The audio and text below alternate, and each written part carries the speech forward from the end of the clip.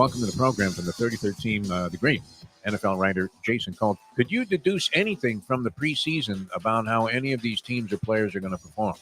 Oh, absolutely not. Yeah. Yeah, I mean, it just seemed like there was no effort whatsoever to even disguise the fact that these weren't even as intense as some of the practices as the players and the coaches often allude to. I think it is incredibly difficult to try and figure out who's actually really good for the first month of the season. I would stay away. Of course, I'm saying that to you. I'm trying to figure out who to use in my survivor pool in week one. What are you talking about as we speak? Yeah, you want the veteran teams that know how to play at speed. The younger teams are going to struggle with this kind of stuff unless they're coached by somebody who's like a real high octane coach. He's just going to get them playing like rabid dogs. Not a lot of Jimmy Johnson's going to live right now. Dan Campbell, I guess, comes to mind right away. Love Dan Campbell. Love. Yeah. Crazed is not strong enough to quantify where he's coming from in relation to the other coaches. I often, and I've said this out loud, that if they win a Super Bowl, he's running naked down 8 miles in the middle of 100%. Right? No question about it. The time. Wake up with Defo, joined by Lubie. Welcome to the Defo Show.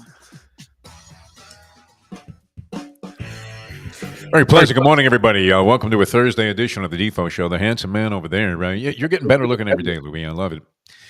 Is one Mike Lubitz, and we will carry on through not just the detailed analysis and breakdown of tonight's Miami Dolphins-Buffalo Bills game, which we begin week number 2 of the NFL season. Decisions. Which way do we go on this game would be one. You have over-under propositions, a lot of division on that. The number, I believe, stands right now at 49. Will it be a high-scoring affair?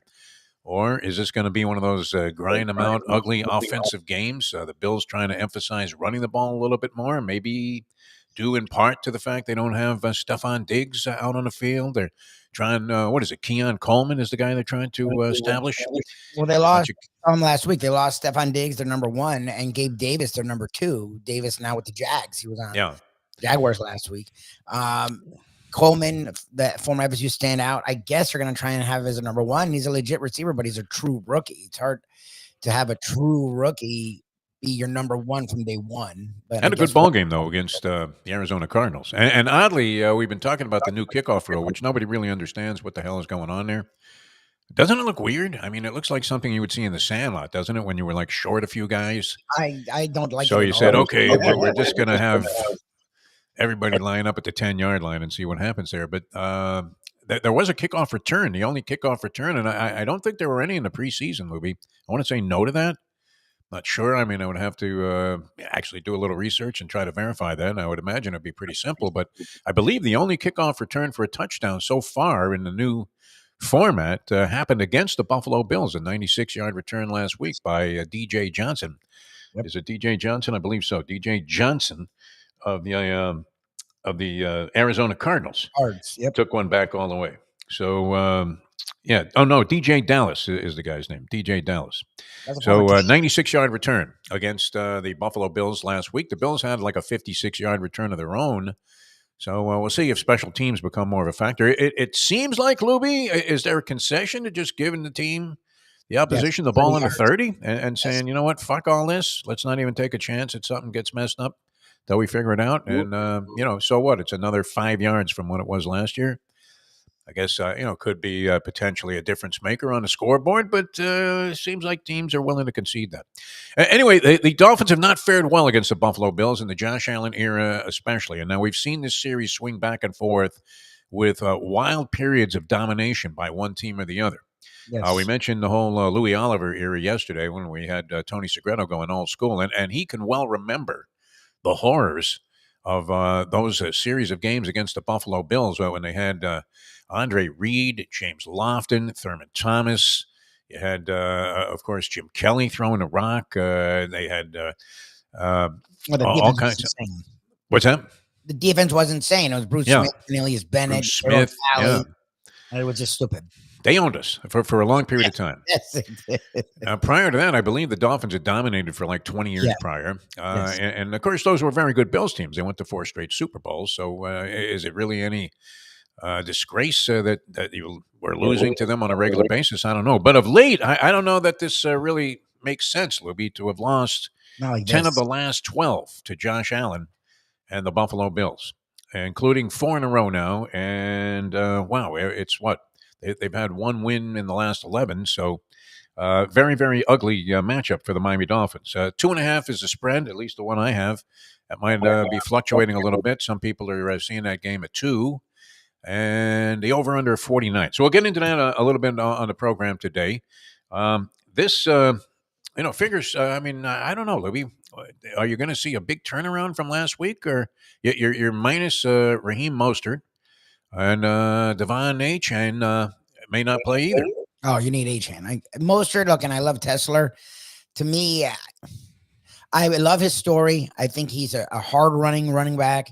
I appreciate what he's done, and I think he definitely fits in the rotation. But I like the way Wilson and I like the way Achane run better than him. Wilson seems like a little bit more of a tough runner than Mostert is, and Achane's fast. It's funny to say, but Achane's faster. I mean, Mostert's one of the fastest guys on the planet. Achane is faster. So to me, I'd rather see those 2 guys. But you need those 2 guys. I mean, if you're not going to have Mostert, you need Achane. And I guess this was an issue for him in college. This is rearing its ugly head because the kid has a lot of talent. And when he gets the ball in space, those screens sucked unless Achane caught them. Yes. Achane's the only one that found a way to do real damage with those screens. He's little, he's fast, and he's strong, and he knows how to get through the small creases. But he tends to be hurt a lot, it feels like. It feels like he's hurt all the time. And that's a problem. And I get it, running backs get battered and bruised, but the dude's hurt all the time. Like, when did he hurt? He barely touched the ball last week. Like, when did he get hurt last week? Like, I caught a bunch of passes, like you said, in the screen game, and actually was effective because I think he had like 76 yards on 5 receptions, something like that. Is that possible, Lubie? Because he broke one long one, as I remember, or at least I think I remember. I remember Achane breaking one, and so he's effective in that regard. But like you said, injured a lot. Was injured last year, injured already this year. Questionable for tonight's game. Game time decision. Which are we all not in that category of being a game time decision, Lubie? I think at some point you just 100%. Concede. Every day that I wake up, I'm a game time decision. But it should be a lot of fun. Electrifying atmosphere at Hard Rock Stadium. A pivotal game, Lubie. I mean, if ever the word pivotal applied, it's this one. Pivotal in terms of early season matchup with the Dolphins and the Buffalo Bills, because you don't want to necessarily face the possibility of being swept by a division rival. So getting off the mark with a win here at home would be, I would imagine, of crucial importance to the Miami Dolphins' overall chances of winning the AFC East. So here we are, week number 2. We're not even into it. We're starting it off. We're headlining the Thursday night game. It will be televised locally, I believe, on CBS, even though it's an Amazon Prime game where you normally would have to go through the dreaded paywall to get to the game. Now, I do get Amazon Prime, so most of us do. It's part of my, whole bizarre mentality that, fuck, now everybody gets to watch it, even though I'm paying for the premium. Lubie? I hope everybody watches it. We want everybody to see this ball game. I'm glad it's on CBS. In fact, I don't even like fucking with the second remote to get Amazon Prime, because then you got to go back if you're, switching channels and commercials, and you got 2 remotes going. And for a guy like me that's getting into early onset dementia, you definitely don't want to have to make it any more complicated to watch a game than it is. Should be a lot of fun tonight. A couple of other things, too. This comes under the heading of the Colonel Kurtz category of tough beats, the horror. Can you imagine yourself in this position last night, Lubie? And I was not, but just from an observatory standpoint, because we always love examining where people were torched. And, the perils of gambling and thinking that you have a game in the bag. The Mets and the Jays last night are 1-0 going to the 9th inning. Over under is 7.5, and the Mets are getting no hit after 8. Okay, Jesus. They don't have a single hit. They don't have a single run. Obviously, well, I mean, they could have runs, but they didn't in this case. It's 1-0 Jays going to the 9th inning. So Lindor, Francesco Lindor, who people are trying to stretch into an MVP candidate in the National League. I don't see that. But he has been really on fire for a good portion, especially the second half of the season. I think he has his average up around 270. He was hitting 230 something earlier in the year for a couple of months. Has a lot of home runs, 30 plus home runs. Does it again, Lindor, and he's always great in the field. So he leads off the ninth with a home run. That's 1-1, and you're thinking, all right, I don't know, can extra innings ruin me? Possibly. Francisco Alvarez, their catcher, hits a 3-run homer later in that same frame. And the Mets rally for 6. Oh, God. So now it's 6-1 going to the bottom of the ninth. You figure the Jays are finished. They just blew the no-hitter, the shutout, the game, and unlikely to come back. But if you had the under, you're still on the number because over-under of 7.5, 6-1, you're still a winner. But what happens? The Blue Jays scratch out a meaningless run and beat your ass in the bottom of the ninth inning. I was going to say they're going to get 1 or 2 and blow your fucking under. Oh, my God. That is disgusting. The horror. The horror, Lubie. Now, the other decision that we have to make also involves football, and that is after coming off a brilliant deduction on our Barrier Bookie show of go against the most popular game, pick another game in week number 1, and hope that somehow, miraculously, the Patriots go straight up and beat the Bengals on the road. Yep. When you didn't think the Patriots could win a game all year, they'd be lucky to win 3-4 games. Yes. They drafted a quarterback number 1. He's not even starting for him. You have journeyman Jacoby Brissett starting at quarterback. Brissett's been in the league, I believe, like 11 years, Lubie. Yeah, he's been in the league a while. He's one of these Gardner Minshew types, that you wonder. I mean, and that becomes a factor in this week's selection. Because now, what do? Do you double down on the contrarian theory? Is that what the direction you would go in? Figuring that, let me pick a game besides the one that appears to be the most obvious. Oh, yeah. I mean, because everyone's going to again this week. Again Even this if you're week, right? Like you'd rather not be with them. Maybe so, yeah. But there are any number of games that could fall into this category, Libby. So let me see what your thinking is on this. All right, the most obvious game would be the Ravens at home after losing after going toe-to-toe with the Kansas City Chiefs, a team that many think is a realistic possibility to three-peat as Super Bowl champions. Yes. The Ravens are right in that ball game, even though it looked like they were being outplayed for most of the game, but they come back strongly and come within an eyelash of tying the ball game up, taking it to overtime, which they weren't going to do because, Harbaugh was going to go for 2. So they were either going to win or lose by a point in that game. Yes. They are hosting the Raiders with Gardner Minshew, the aforementioned Gardner Minshew at quarterback. Oh, God. The Raiders looked very pedestrian and subordinary in week number 1. People might be rooting for Antonio Pierce. I mean, that was a nice story last year. The Raiders were garbage. Pierce takes over as interim head coach, and it was one of those weird choices of interim head coach where you thought, man, this guy will never get the job. He goes 5-4 in the last 9 games. I think deservedly got a shot to be the head coach of the team, even though there were guys like Belichick floating out there that might have been happy to take that position. Although, I don't know. Was Belichick looking? He was thinking about going to Carolina, for God's sake. And I guess the Commanders were the other team that were interested in Belichick, or was it the Commanders or the Falcons that Belichick nearly signed? Falcons were one of his final interviews. But so the Raiders are 8.5-point home favorites are dogs to the Ravens. That would be the game you would think that most people in survivor pools would be latching on to. Would that be your first inclination, Lubie?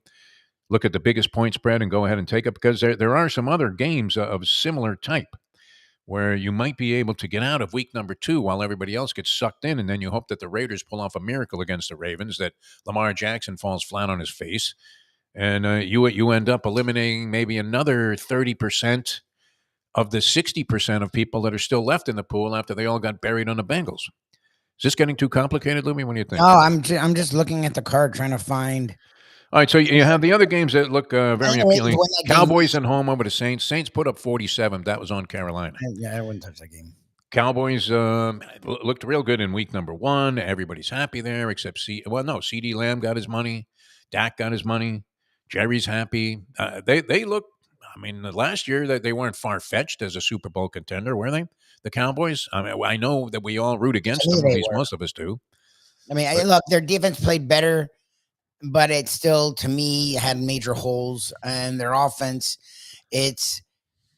can they have a run game so Dak doesn't have to do everything, and then they can win? If Dak has to be the guy, they're not going to win. Like that. That's why him getting the money was dumb, because like unlike Tua, to me, Tua's only in he was only in year 4. Dak's been in the league 6 or 7 years. Like we know what Dak is. He's a fine quarterback if everything's perfect. Yeah, like, they're not a Super Bowl contender to me. I mean, I think they'll be a playoff contender. I don't see them beating a Niners in a playoff situation on the road.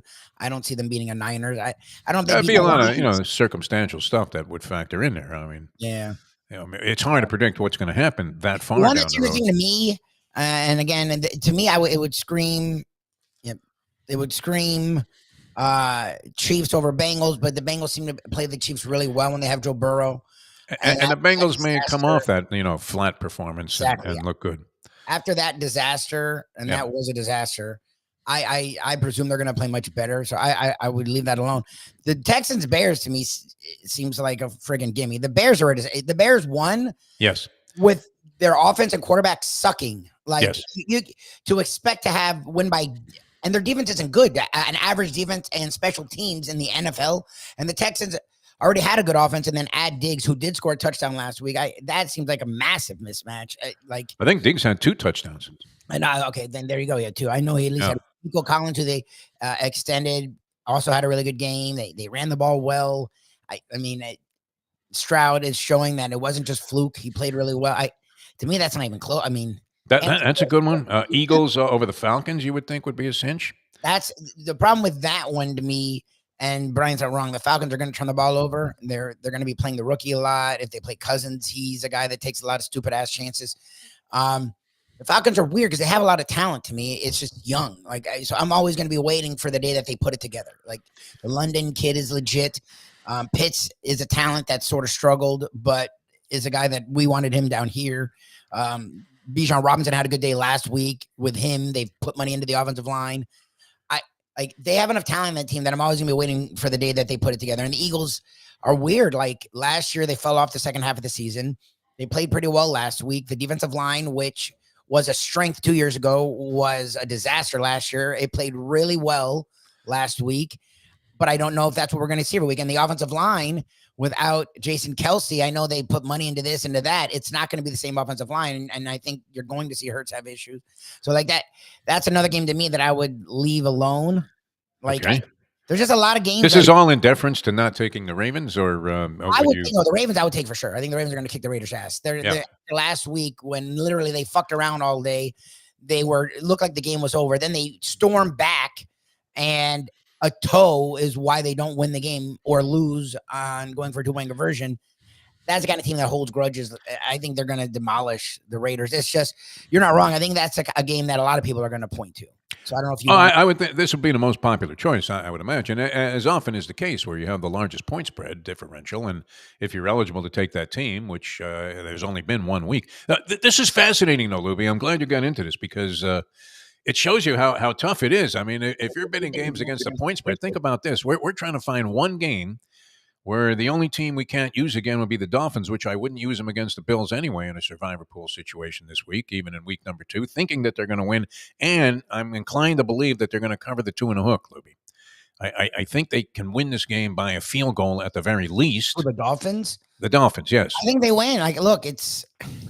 But I can't use them again because I used them last week as my game. Use them. Other people, I'm sure, didn't use them last week, so they would have that game. I wouldn't mess with if I was going survivor pool week 2. Too close to call.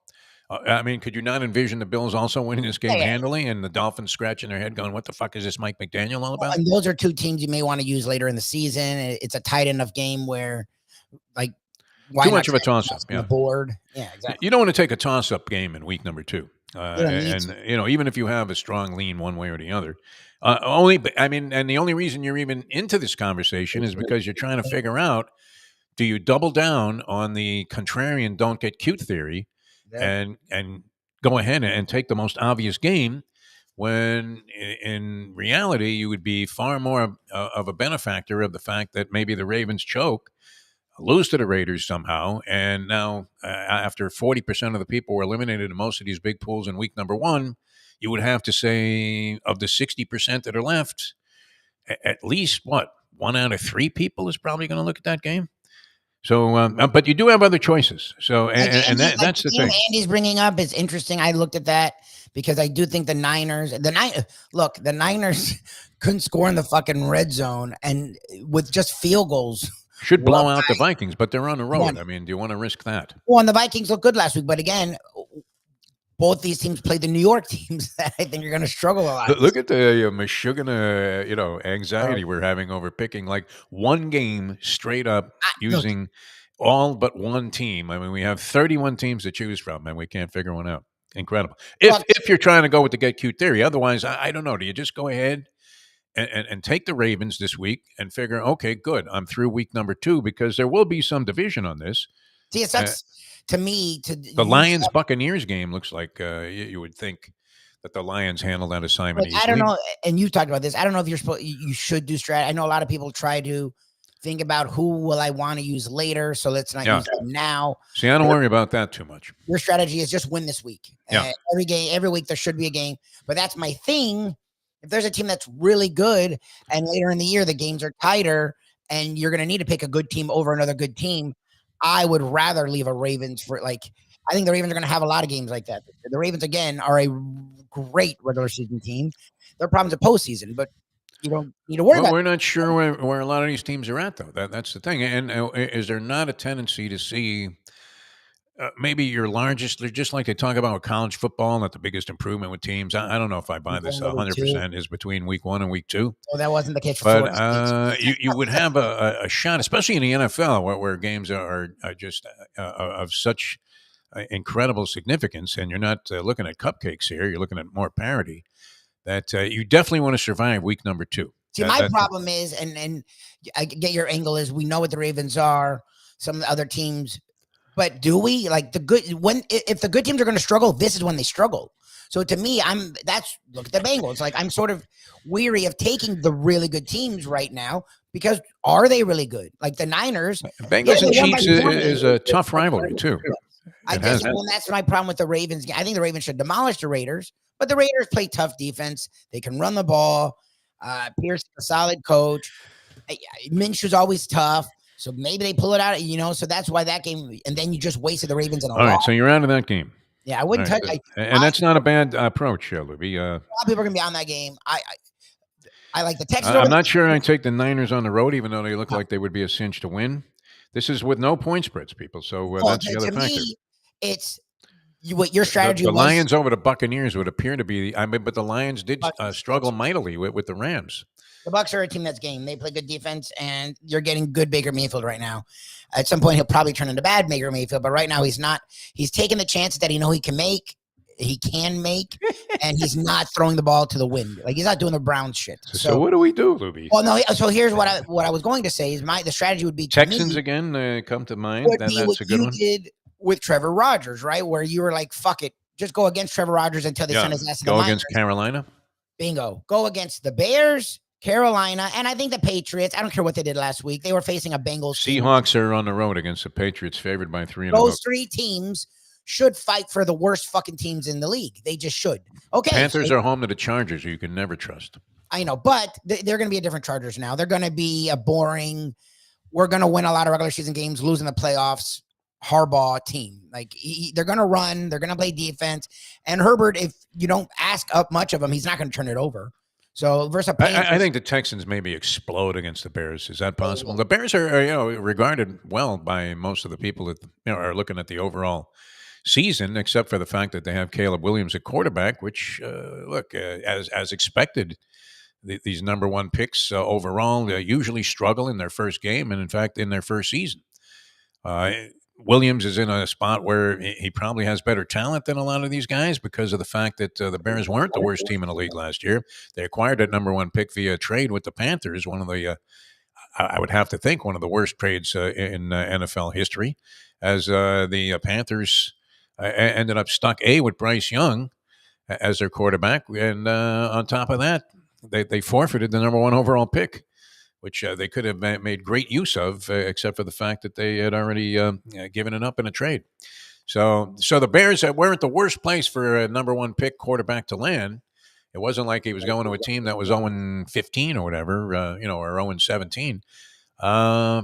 But you almost convinced me here, Louie, to go against my own instincts here. Yeah, I'm not telling you to do that. It feels I'm going to look bad if I'm wrong on this, though. I'm going to look really bad. Look, no, I mean, it's whatever. The one thing that you can count on early in the season is the bad teams. The good teams may be good right away, but it takes them some time. It feels like we know who's bad. Like, look, the Cardinals ended up coming back shot out to a big lead against a Bills team that was struggling, and then what the fuck happened? If not for a kick return touchdown in this era where that doesn't happen, they lose by 2 to 3 touchdowns. And they were up by 2 touchdowns in that game. Like, the bad teams are the bad teams for the most part. Yes, you do see teams come out of nowhere, and the Lions from one year to the next go from 0-6 and finish strong and be a good team. The Bears are going to be a fucking bad team. Like, the Panthers are going to be a bad team. Like, those are pretty safe bets. So right now, while you're getting good matchups, why not take advantage of it? All right, Sonny's saying, and he's illustrating my point here by saying, well, you only got 35. I don't know if he's saying that sarcastically, that it's taken us forever to make a pick here. But that's the point. Yes. It shows you how treacherous this turf is in betting NFL games. Especially we just had a 25-minute discussion about who to take when we could take anybody straight up in the league, and I only have to pick one game. It's not like we have to have a 5-team parlay on the money line. And you could make a case for and against virtually every one of these games, including the fact, and people are commenting, and we appreciate that, about all the teams that just straight up suck or appear like they're going to be a disaster this year. The Giants are a suck. But Giants are terrible, but they're not even overwhelming underdogs in this game. They're only 1.5 point dogs to the Commanders, who look like shit in week number 1. And the Giants, look, and they were real suck last week. Like, I would stay out of that game. 2 lousy teams early in the season. I don't want to mess with. That's my thing. That's getting too cute. That's really getting cute. I like their coach enough that in a dogfight versus another bad team, maybe they can find a run game and decent enough defense, and Jones shows you the guy that you once liked. So maybe you can put Lucky. I like them from the highlights coming out of college. Yeah. He got a big deal for a reason. They were fooled because it was all Barkley that year, but he didn't get in their way. The year they went to the playoffs and beat the Vikings, who were like 14-2 or was it 13-4 or something like that year, the Vikings, and then they beat him in the first round. Like, he has something there. Like, I never said he wasn't an NFL quarterback. I didn't think he was an NFL starting quarterback. Jaden Daniels, I don't know what he is, and he's a rookie. So I just wouldn't touch that. Like, I don't even know what to do with that game. All right, so we have 3 things that we have to consider, and got about a half hour to do it. We're going to try and squeeze in his Gurggles on board here. Gurggles Gergely having technical issues. Issues. Okay, we're going to try and get in the trivia challenge here. Yes, we're trying. We're efforting. Right, so here's what we're working on for Jim Sarney and the rest of the audience out there. I have to come to some kind of conclusion. My first lean instinct immediately, when I saw on the board the Thursday night game, Dolphins and the Bills, early in the season, I always loved the Dolphins at Hard Rock Stadium.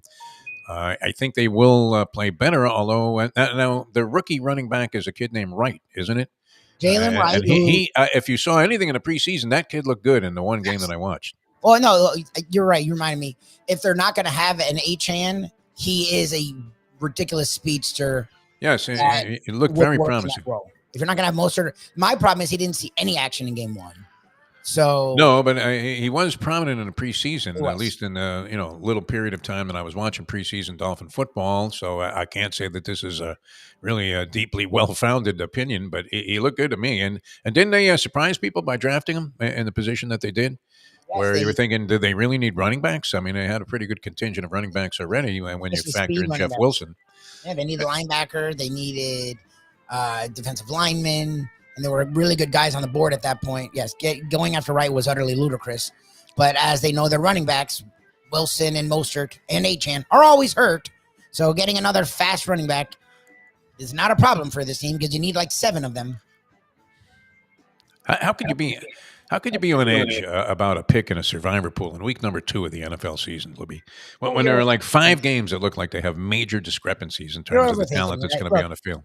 The Ravens should win easily. If you really want to go with them, that's a good pick. And then you've almost talked me out of it because it would be doubling down on the go against the grain theory. Yes. And hoping that somehow they lose and that you didn't get caught up in the firestorm of having the Ravens, and then everybody else did. And the Raiders now you're in a shit. great spot. That's why he got the job. Is the Raiders aren't shit. The Raiders aren't good, but they're not shit. Like they are good enough to make it interesting. And with the Ravens, the way that they play, where it's if you can keep Lamar Jackson in the pocket, he's an average quarterback at best. It's not easy to do it, but if you can, it brings them down a level where we'll see them struggle at times for spec. Like that's my problem with going with them this early in the year. I want to see more of them before I just go with the fucking Ravens. I know what the Panthers are. I know what the Bears are. I'm very confident. I thought the Bears would be okay this year, though. It was questionable, obviously, Caleb Williams. So could he make this adjustment right away? We saw him. I don't know. Was it his fault, or was it the fact that USC just really had such an abysmal defense that there was too much pressure on this kid last year towards the end of the season when the Trojans fell apart? Still, I mean, a giant adjustment to come into the pro game, and you had to figure they were going to have the kid on the wraps a little bit. Yes. He looked like he made some really screwball, almost clown plays, some of which actually worked. That's the problem. Yeah.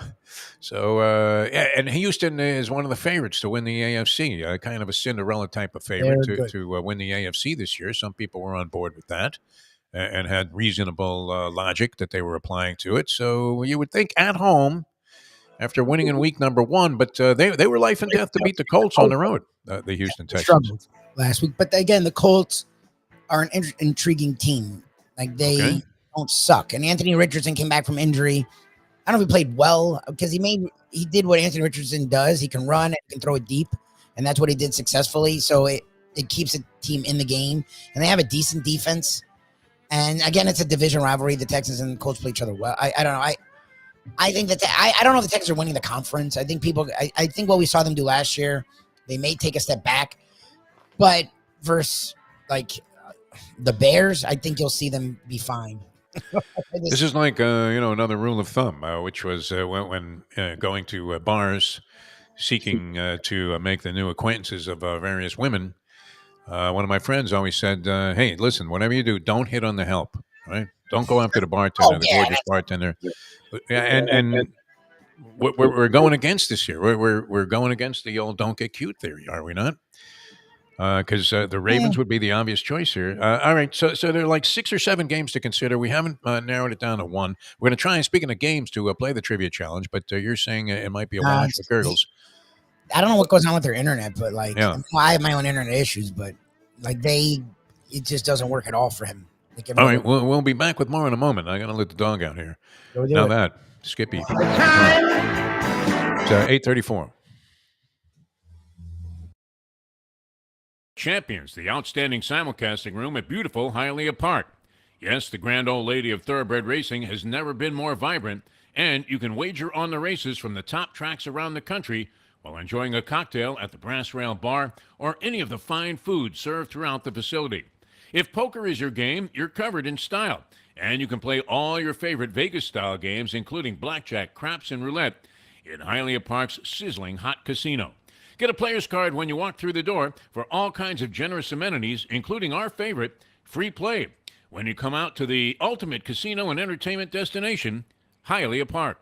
These days, we're all looking for comfort anywhere we can find it. Thank goodness for Landlubber's Raw Bar and Grill in Plantation, because they are making sure you are as comfortable as possible. First of all, they're not only open for delivery and pickup. All you have to do is go to landlubbersbarandgrill.com for both pickup and free delivery. You're going to have the best wings in the world. You're going to have a great burger. You're going to have their amazing soups. Again, Landlubbers, Raw Bar and Grill. It's nice and easy. Just go to landlubbersbarandgrill.com for both your pickup and free delivery. Thank goodness for Landlubbers for making you always feel right at home. Are you looking to buy your first home? Have you been turned down for a loan? Do you need to refinance or get money out of your home? Call Michael Kodsey, CEO of Choice Mortgage. He's been helping the South Florida community get mortgages for 30 years. Hi, this is Michael Kodsey, CEO of Choice Mortgage. We have the most competitive fixed rates in the market. Call me 24/7, 561-441-2730. And remember, I don't just work banking hours. To make the right choice for your home, call Choice Mortgage today. This comes from the great Defo Lama. It's the bets you don't make, the chances you don't take, That is incredible life, my man. The only way to get your morning started is with Defo, joined by Lubie, right here on the Defo Show. All right, we apologize to the fans of the Trivia Challenge for not being able to bring you one Dave Gurggles Gergely, and we should apologize to the audience for our very superficial analysis of the NFL card. Did we accomplish anything there, Lubie? I don't know. I mean, I found 3 games that I like the way you're thinking, Lubie. You're thinking like a degenerate, which is good. Yeah. That's a real plus. All right. So, I mean, and look, you feel like a fool. You get eliminated in week number 1 on a survivor pool, but you really, it's even more embarrassing to get eliminated in week number 2, especially if you blow it on a game like taking the Ravens over the Raiders. So, yeah, definitely some thinking, although it looks like there are any number of mismatches on the card. You would have to think that you have at least 5 or 6 fairly obvious choices that you could make, and you very eloquently, Lubie, in kind of a scattered fashion, made a case for about 6 different teams. Oh no, the 2 I would narrow in on. I look again. The Chargers are an interesting team. It is a new coach, but I think it's the best coach that Herbert's going to have or has had clearly in the pros, and he knows how to win games, especially versus bad teams. So I presume versus the Panthers, who are a fucking disaster, the Chargers will win that game. And the same thing with the Texans versus the Bears. I think the Texans are a playoff caliber team, and I think the Bears are, we don't have a lottery, but a quote unquote lottery team in the NFL version. Like those are the 2 I would go in on. And then the Ravens is the other one where it's just the dichotomy, the really good team versus the ant team. I have to admit this, speaking of Jim Sarney and some of his subliminal influences that he's had on the show. And I tried to tune in. I was thinking, what am I going to zero in on after, the debate and the sensational elation that we felt that Kamala put old Donnie Boy in his place and that he became unhinged. And even Robert Kennedy Jr., right, is saying that Trump lost the debate, that it was an embarrassment. Oh, really? Even he's willing to say that? Yeah, I thought I saw him on a clip. I don't know if it was artificial intelligence, but there he was saying, my God, what a disaster that was. What's wrong with that guy, too? Does he have like onset of Parkinson's or something? Maybe. He's a lunatic. Or is he just a lunatic? I mean, his speech pattern is very, very strange. He's a lunatic. But I found myself, it was like 7 o'clock, and I was thinking, geez, what's on? And then I remembered seeing in the TV column when I was looking at TV selections earlier in the day that the Indiana Fever were going to be featured on NBA TV. And I found myself, I didn't realize I don't get NBA TV in my current configuration of cable. But I had an interest in the game because there was a handicapper that recommended, and this is really getting into degenerate minutia, right up Andy's alley. No, this is more like the Greek. That you take the Fever against the Las Vegas Aces, who have been resurgent in the second half of the season and have A'ja Wilson going to be a clear-cut MVP right of the league, and she just set the scoring record, I believe, in WNBA history. So she is having a sensational year. The Aces were favored over the Indiana Fever, but this guy was recommending, Lubie, you'll love this. I mean, has it gotten to this point where people are taking into consideration betting? He recommended that at plus 104, so you put up 100, you're going to win $104. You take the Fever in the first quarter straight up on the money line. Oh, Jesus. First quarter WNBA. Gloves, yeah, I don't know that. Saying that, the Fever are a vastly improved team. They are. And they have been, and they sit like in the 6th playoff spot. I think Caitlin Clark, she has been spectacular, has she not? Yes. She should have definitely made the Olympic team and could be a candidate for, if it wasn't for Wilson, she would be. I mean, can you really throw her out of the MVP discussion? Look what she's meant to this team. I don't know. I'm not even going to pretend to get into that, but I do know. I don't know. Yeah, the WNBA expert now. I do know she is one of the best players already. I don't know about the best player. Some that are an all-time great already. I don't know. Her passing is worth watching for any guy. And her scoring, she's hitting the same 3. She's getting into the paint. Her passing is next level. Like, they're winning games, and it's clearly because of her. She put up with all that bullshit that these other players were giving her early in the season. Seems to have gained the respect of people who realize, you know what, this is a cash cow, man. It's like opening for Taylor Swift. You're going to make money. Yes. Okay. Anyway, all that being said, they lose the first quarter by 2 points. So the guy buried you with this suggestion. Oh my God! They lose the game outright, and Clark goes 1 for 10. So I'm glad I didn't watch it. 1 for 10. That is beyond Brick City. 1 for 10. What are we talking about there, Lubie? That's why we said she reminds us of Trae Young, because she's has no conscience, and people who play like that at times have those kind of days. 1 for 10. Jim happens. I didn't see Jim post a stat there. Now, why do I know that? Only because I was looking at guys making selections on first quarter WNBA games, and telling you, to break it down to this level of, just fractional portions of a ball game that you're counting on this team being in the game in the first quarter. That seemed a little bit insane to me. But I did find myself, Lubie, I've become a Caitlin Clark fan, and I did find myself at least curious to see if this guy was going to cash his ticket. Oh yeah, well if you see that ridiculous ass bet, you're gonna, I don't know if you're gonna root for it or against it, but you're gonna definitely keep an eye on it. Yeah, and Wilson did break, I guess, the WNBA single season scoring record somehow, which was held by whom? Do we have any idea? I have no idea. Speaking of the trivia challenge. So that was kind of interesting. That was an interesting influence. At the Dolphin game, I did some research on this, Lubie. You'll find that somewhat surprising. As the Phins and the Bills, 62, 58, and 1 all time. Miami with the 4-game edge in the series. Since 2018, the Phins are what? The Bills are they haven't won since 2018. No, since 2022. There's 7 straight losses, and then prior to that, they incurred 4 losses going back to 2018 when Josh Allen came into the league, and he is, as we said, 10-2 lifetime against the Miami Dolphins. Didn't they split 2 years ago? I thought they lost the last 4 of the Dolphins. Yes, last year they lost 2, and then they. I thought they had lost 11 of 12. I thought 2 years ago, didn't they split? Didn't they win in some fucking weird ass fashion where Josh Allen went for it and threw an interception late? I thought possible. They split 2 years ago. Allen's stats are stellar against the Dolphins. He averages 280 yards per game passing, 8 yards per play or pass attempt, 3+ more total touchdowns per game, a 110.1 passer rating, and 32.9 points per game they put up against the Dolphins with Josh Allen. Oh, they killed the Dolphins. That's ugly. Now, in the Dolphins' favor, this guy, Teron Johnson, who was the nickel corner for the Bills, got hurt. Yep. They had to bring in a guy named Cam Lewis. He steps in.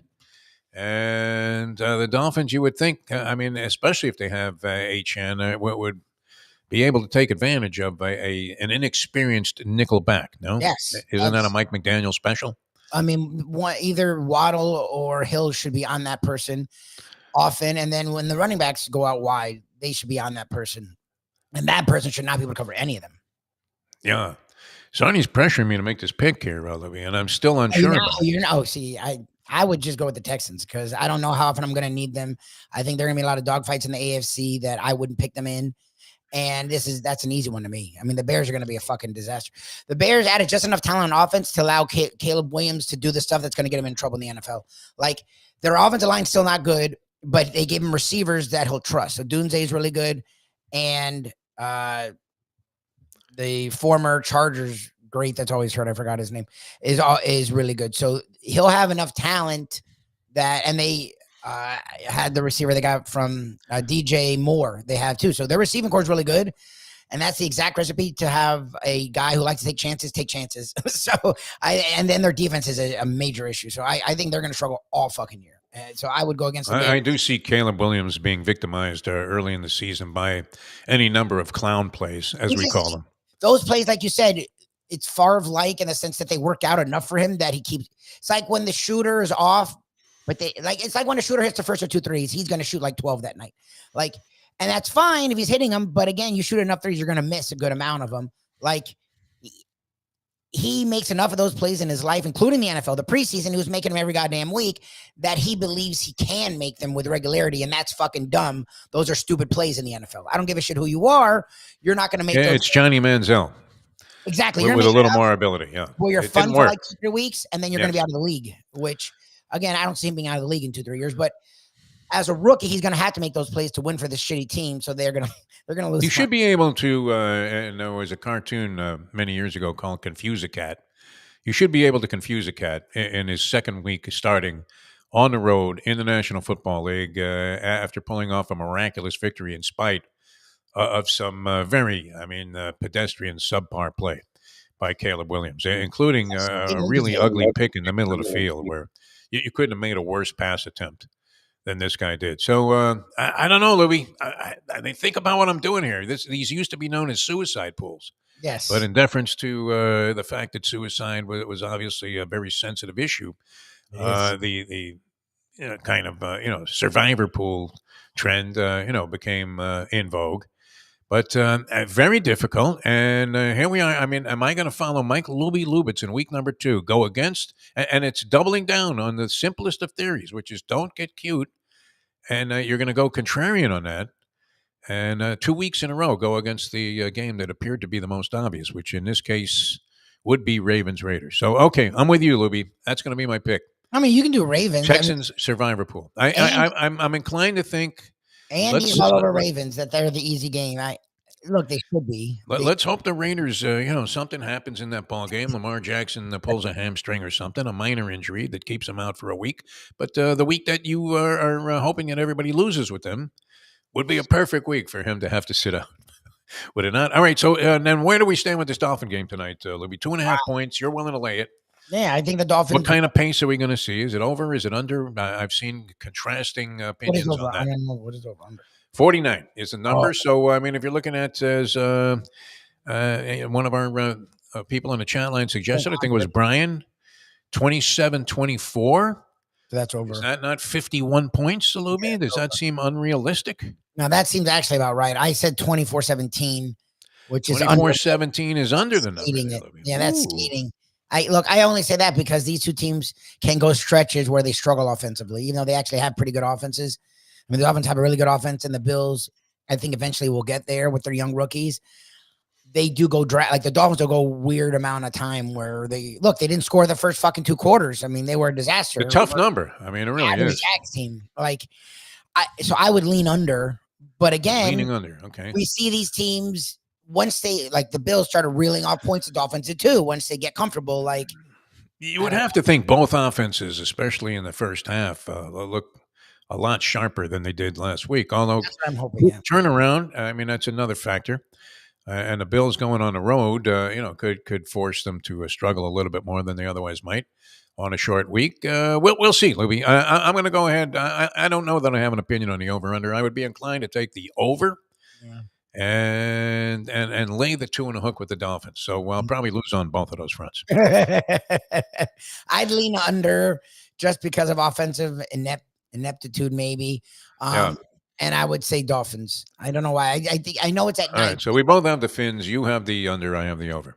Yes. All right, so there. That's where we stand for the degenerate world out there. A couple of other things going on in the world of sport. I was curious to get your opinion about this because I was reading the story and naturally extremely sensitive yesterday. The 9/11 memorial ceremonies, as they should be. They should be as solemnly observed and as observed with as much heart and emotion as you possibly could muster up. And much of it was very touching. Now, down the street from the memorial that was being conducted at the World Trade Center site there, Ground Zero in New York, you had Tiger Woods, you had John Henry, you had a couple of other golf dignitaries, I believe maybe one of the commissioners or some bigwig with the PGA Tour. And they are negotiating a few blocks away from the memorial site with the Saudis to try and resolve their issue about the Live Tour and the PGA and where they stand in terms of the proposed merger, which supposedly was reached in secret in some dark tunnel somewhere by John Monahan, the PGA Tour commissioner, a couple of years ago already? Yeah, it was weird. They still haven't figured it out. But in essence, what it seems that you're looking at is this public investment fund or whatever it is of the Saudis essentially ended up just buying the PGA Tour also, right? First, they paid all these players like hundreds of millions of dollars, and it looks to me like they're seizing control of this thing by investing, however many $1 billion it's going to take to satisfy and appease the people on the PGA Tour that it's time to go ahead and take the wall down and merge together. So I mean, but is that a disgrace that the PGA Tour, this all-American game, and we're talking about what does it really represent? I mean, it's mostly wealthy white people that are involved in a game of golf. Yes. That they are turning their back on the sentiment about the Saudis backing the 9/11 attacks, and at all, of all times to go ahead and hold these meetings in New York. They did it around 9/11. I mean, what the fuck is that, Libby? What do you think? I mean, look, we already did all this. I don't know. I thought it was utterly asinine to even entertain. They couldn't do this in Indianapolis somewhere or whatever. Not that I thought it was asinine to even entertain the Saudis, and then out of nowhere, after months and months and months of PGA players talking shit about those leaving and talking shit about the idea of it, then we heard the commissioner say, "Oh, they're our buddies now." Yeah. So it's like, then okay, I guess we're done talking about this. Like, what is there to say if the league is in bed with them? Then it went silent. So I think the whole thing is weird. I don't know what they're doing, and I think they're trying to just. Well, you're saying they're doing it quietly, so they're not trying to get attention. I actually don't know. What people were aware of who was attending the meeting. I don't remember all of the names. I do remember it because John Henry got involved in. Did he not, with his sports organization? John Henry, the owner of the Red Sox, former owner of the Marlins, and doesn't he own like soccer teams and things like that? He has interest. They've really expanded, and I guess didn't they buy into the PGA Tour? John Henry. Did he somehow get into some kind of purchase part of the PGA Tour with his organization? So he was going to be crucial in these meetings as they meet with Abdul whatever and trying to figure out where they really stand. But was it in poor taste to be conducting these meetings in New York the week of 9/11? And I mean, it's almost like you're flipping. They're entitled. I mean, it's going to happen anyway, right? Look, the Saudis were able to do all of this sports washing, and it seems like it's readily accepted. And it's not just golf. I mean, horse racing was doing it years ago, and we all got excited about, they're racing in Saudi Arabia for zillions of dollars. Yep. And now you're seeing boxing largely being staged. Many of the big matches that they can't compete. Las Vegas and some of these other cities that would be traditional title, championship title match towns can't compete, right? All of a sudden, you're in Riyadh there. And the Saudis are paying $100 million to two fighters that probably would be in the prelims at a club fight. Where's the Jake Paul Tyson fight taking place, Louis? Do we know? Is that in Saudi Arabia also? Is that possible? I want to say, is that Las Vegas? Do we know the site of this? Maybe Jerry Jones is hosting this thing at the Cowboy Stadium. I really I don't know, and we don't know that it's ever going to happen, but it sure has been talked about a lot. But I would think that would be something where the Saudis also got involved in that, because they would have to put up a tremendous amount of capital. And of course, if you're 70-year-old Mike Tyson, you're going to get back in the ring to fight some stiff for $100 million. Where are you going to find that kind of capital? But now, all right. So your opinion is what, Lubie? That it doesn't matter, that it was stupid to bring it up. What do you think?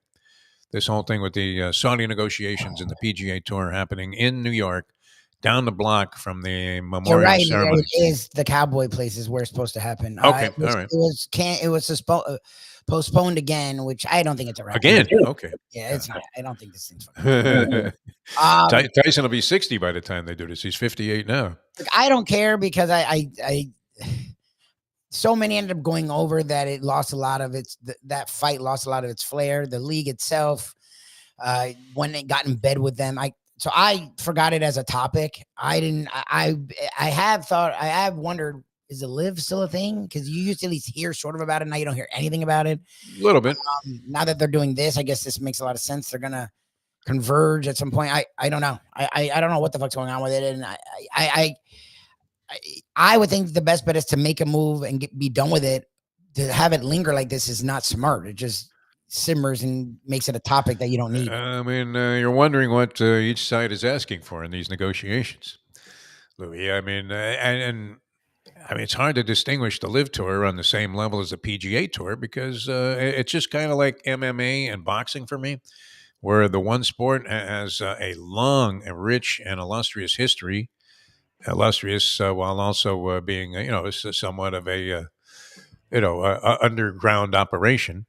And the other is relatively new. I mean, who knows who these great champions? You don't have a lot of them. And even mixed martial arts has been big now for about 25 years. Well, with Dana White. The last two big time people that got attention sucked. So that's the problem. Like Conor McGregor and then our guy, Mr. Trumper, who was fun and talked a lot of shit, was horrendous.